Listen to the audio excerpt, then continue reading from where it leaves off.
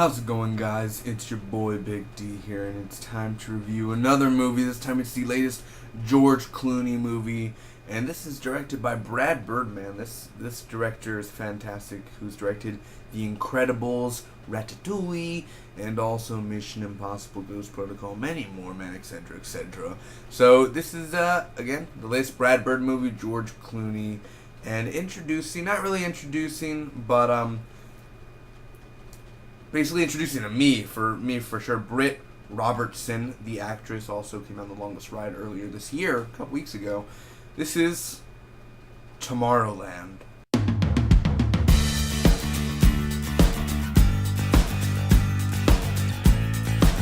So I hope you guys are having a great weekend. Poltergeist came out, but we're here to talk about a Disney movie, Tomorrowland. I don't usually go see a lot of Disney movies. Not every movie of Disney comes out. Last movie I went to go see, of Disney wise, was probably Saving Mr. Banks. That was something. I really enjoyed that one. Tom Hanks is delicious.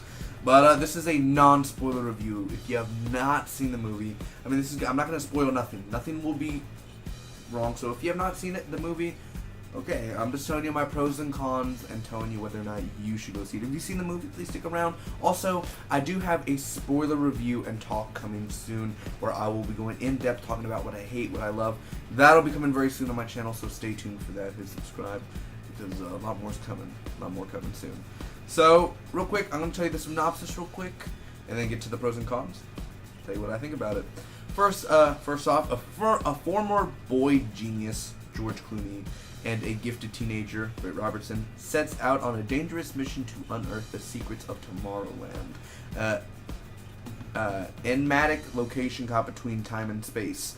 Now, real quick, I think a lot of people have said this, and it's true. I went into this movie not knowing a lot, maybe 10% of the whole 100% plot.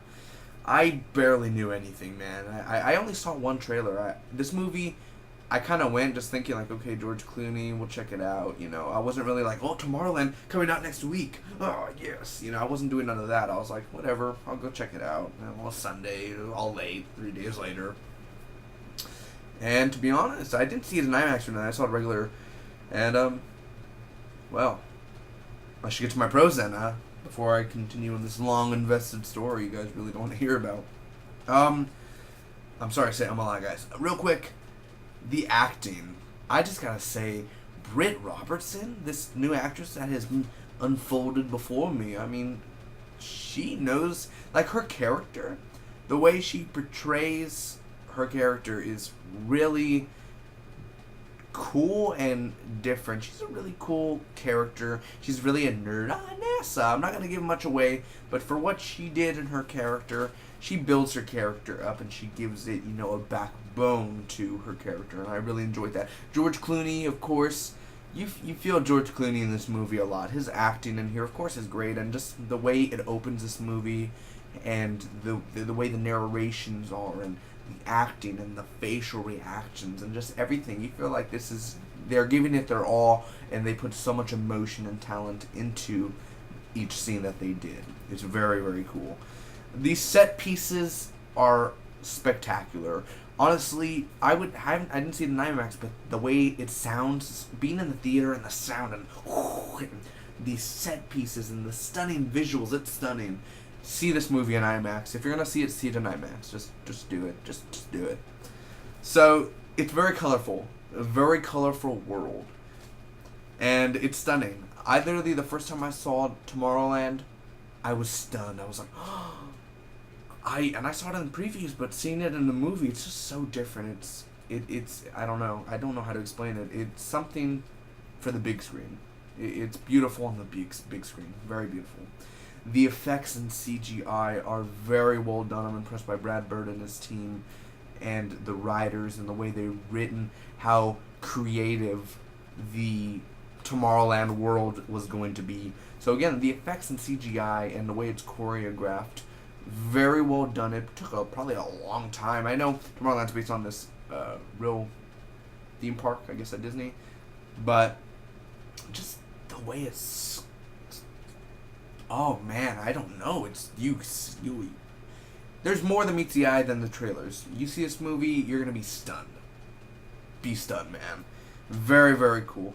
The action in this movie, of course, this guy directed Mission Impossible, Ghost Protocol, so of course the action's going to be intense. Some of the action, for me, when I saw the action, I wasn't really feeling it. Now, I'm not saying there's a billion action scenes in this movie, but for what we get of action, there really wasn't action where I was like, oh my god, edge of my seat action. It was more kind of like, okay, well, we're getting some action, cool, alright. I mean, nothing huge, but still, I had some problems with the camera angles when they did I felt like the action was just kind of there to be there. It really wasn't necessary for this type of movie, but still it kind of just brings that sci-fi element into it, so I give it a pro. The journey, I feel like I'm along with the journey. When I was in this movie, I felt like I was part of the journey, and I was traveling to Tomorrowland. I felt like, okay, let's go to Tomorrowland. You want to go?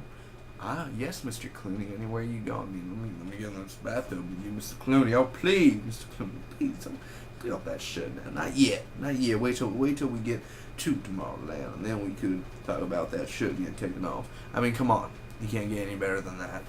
Now, it's imagination. You could not say that Brad Bird lacks imagination, by the way. I haven't heard no one say that, but the imagination is fantastic. It's creative. It's new. It's original.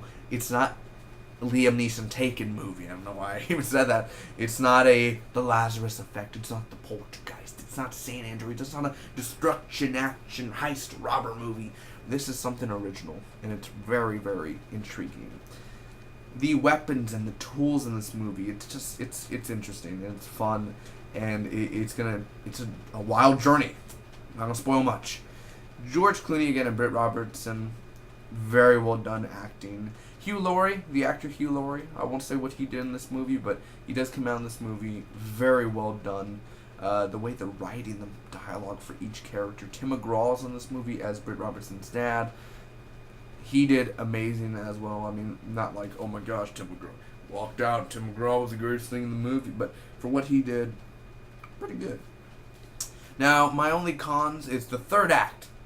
The third act, the last 25 minutes of the movie. There are some good things, there are some bad things about it. Like, the effects are still stunning and everything, but the third act felt like, it's a long movie. It's 2 hours and 10 minutes. So, the third act feels like, kind of in a way, some parts of it felt rushed, and some like, there's no need to explain. Let's just, and it's not like to leave your mind open. I'm saying some of them are just like, well, let's not explain what happens. It's just, okay, there you go. So there are some moments of that in the third act. Like I told you, I didn't feel the action as much as, I should have. The music, to be honest, I don't recall the music. Like, walking out of this movie, most movies would be like, I remember the music, like Mad Max Fury Road. I still remember the music from there, man. Now, I'm pretty sure the score was pretty okay in this movie. I don't remember it because it wasn't memorable. Music's supposed to be like flying through a jetpack.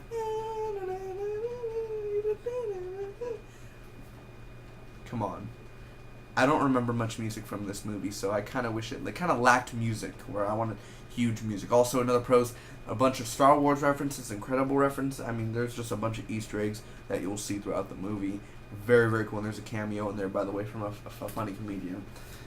Now, a few things are very unrealistic. Now, let's just say you grab the Tomorrow pin. I'm going to travel towards the city. Oh, remember, listen, if I had the Tomorrowland pin and I grabbed it and I'm in a field and I walk forward, I'm going to hit this computer. So, if you've seen the movie, you know what I'm talking about. It's just like, you just can't walk, oh God, so be careful. If you do get a Tomorrowland pin, please be careful. I do not want you to be hurt. Not unless I hurt you myself then. But overall, doing that my cocaine voice there. Anyway, Tomorrowland overall, it's a very fun experience. It's pretty amazing, actually. Now, some people say it may be boring. There are a few slow parts. Yes, there are a few slow. But nothing where I'm like, I'm losing interest. What time? Well, okay, there is a moment where I was like, what time is it? But I didn't take the phone out or nothing. It was just like, okay. Oh, God. Third act there. It's kind of like, okay, whatever. So overall, I'm gonna give this movie a B plus, an 8.95 out of a 10. It is a good, very good film. It has amazing imagination, and I want to go to the real Tomorrowland. If Tomorrowland was real, well, part of it, I would love to go see and check it out. You know, and be in that world forever, with bays flying through the skies. I don't know, but yeah. If you've seen the movie, or if you haven't, please comment down below. Let me know, what do you think about Tomorrowland, and I hope you see that spoiler review and talk. Again, B plus. Definitely, if I'm gonna own this movie ever, own it on Blu-ray, because it's stunning, spectacular. The acting, again, some of the plot. The first 2 acts are good in plot, but the 3rd act kind of just. Boop. So until next time, guys. Maybe San Andreas next week, maybe Aloha. We'll see what happens. Again. You want to go? Let's go. You want to see Tomorrowland? Here it comes. May Spock be with you always.